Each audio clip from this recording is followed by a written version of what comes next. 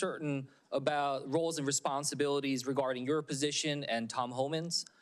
I guess I just want to ask you just point blank, like, who's going to be in charge of the border? Well, the president will be in charge of the border. It's a national security issue, and the president is in charge of this country and has made a promise to the American people, and we will fulfill his agenda. Well, that was a good answer. It's the answer I would have given as well. But I guess I got confused. When Trump made the announcement about Tom Homan, he said, quote, I'm pleased to announce that Tom Homan, and said that he's in charge of our nation's borders. So I guess, again, I'd just like to go back to you. How are you going to work with Mr. Homan? What is the division there? I'm trying to get a better sense of who's in charge. Yeah, Tom Homan is an incredible human being who has over 30 years of experience. Incredible experience. Yeah, I get at that. The border, I'm just trying to think through the insight and wisdom. Decision-making process when it comes to your work. For instance, will he be giving orders directly to CBP, ICE, USCIS? Tom Homan has a direct line to the president. He is an advisor to the president, the border czar.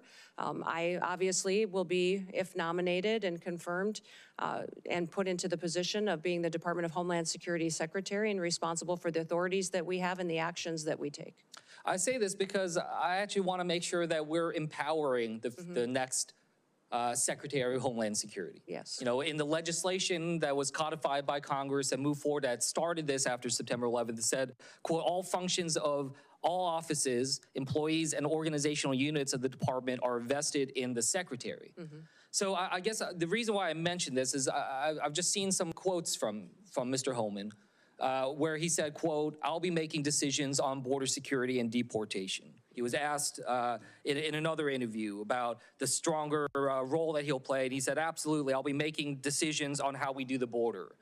So I just raise that as a concern of mine, because not only is that about the function of our executive branch, but also the capabilities of this committee to be able to properly do our constitutional duties for oversight, the ability for us to be able to have that conversation. We can talk to you, engage with you, that is the direct way.